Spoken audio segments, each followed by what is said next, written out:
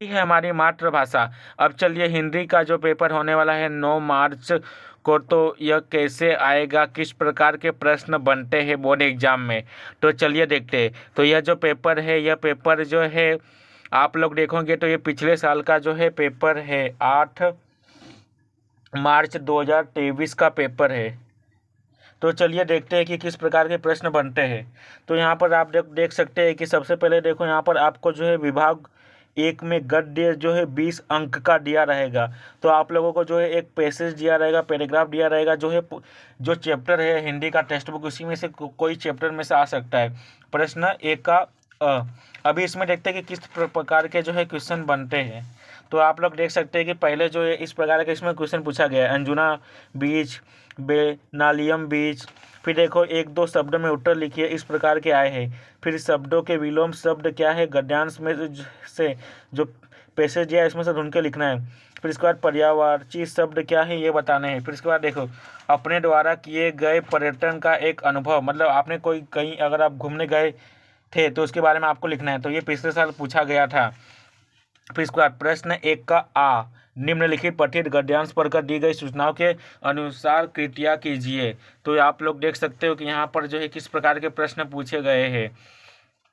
तो देखो 2 मार्क्स के लिए पूछा गया है ये प्रश्न। फिर इसके बाद जो है अब हम आगे देखते हैं कि नेक्स्ट मतलब किस प्रकार के क्वेश्चन आए हैं।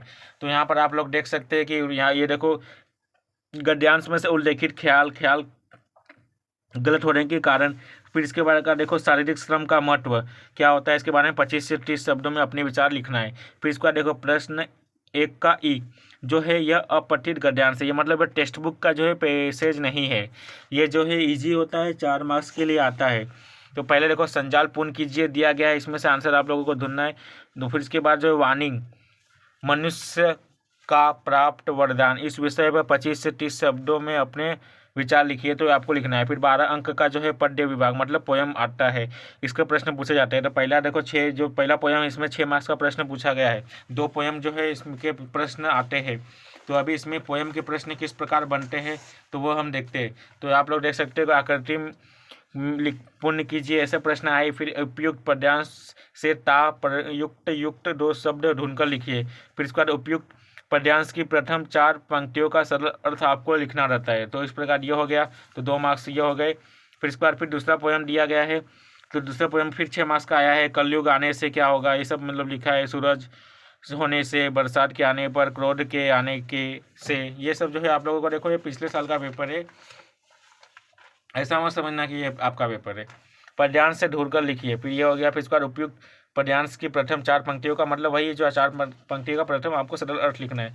पूरक पठन ये क्या होता है, इसके बारे में जो है देखो, ये जो टेक्स्ट बुक का जो पूरक पठन होते हैं जो आप लोग पढ़ा होगा हिंदी का टेक्स्ट बुक से, तो ये जो इसमें से आते हैं प्रश्न, तो ये देखो 4 मार्क्स का पूछा गया है। संजाल पूर्ण कीजिए और जो है कर्तव्य निष्ठा और कार्य पूर्ति इसके बारे में लिखना है। तो 4 मार्क्स का पूरक पठन आता है, 2 आते हैं, 8 मार्क्स के होते हैं। फिर दूसरा देखो मन की पीड़ा छाई बन बादल, ये सब 4 मार्क्स का जो प्रश्न पूछा गया है। तो इसमें देखो किस प्रकार के प्रश्न पूछे गए। तो यहाँ पर देखो उत्तर लिखिए, ये सब ऐसा दिया है।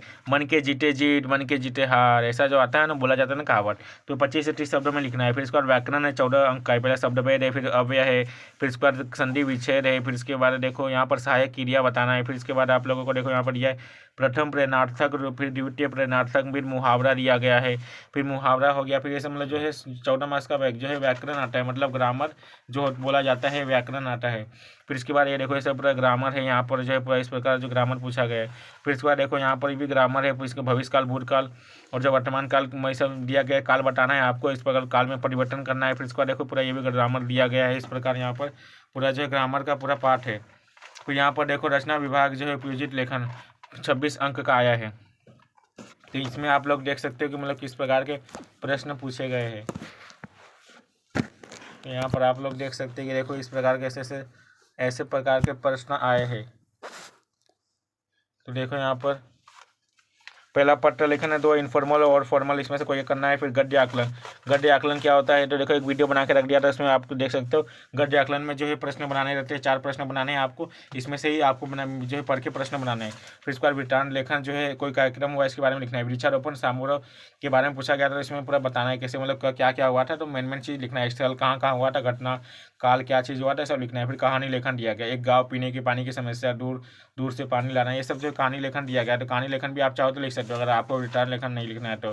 फिर विज्ञापन लेखन, विज्ञापन लेखन जो है कंपलसरी क्वेश्चन है। देखो नाट्य अभिनव शिविर के बारे में जो इस पिछले साल आया था, यह है विज्ञापन लेखन है। फिर इसका देखो निबंध लेखन, निबंध लेखन में 3 प्रश्न दिए रहते हैं, एक ही करने का है। देखो एक किसान की आत्मकथा, फिर मेरा प्रिय खेल, पुस्तक प्रदर्शनी में 1 घंटा, इस प्रकार जो है यह जो है हिंदी का पेपर आता है। तो ये जो है पिछले साल का जो पेपर हुआ था 8 मार्च 2023, 8 मार्च 2023 का पेपर है।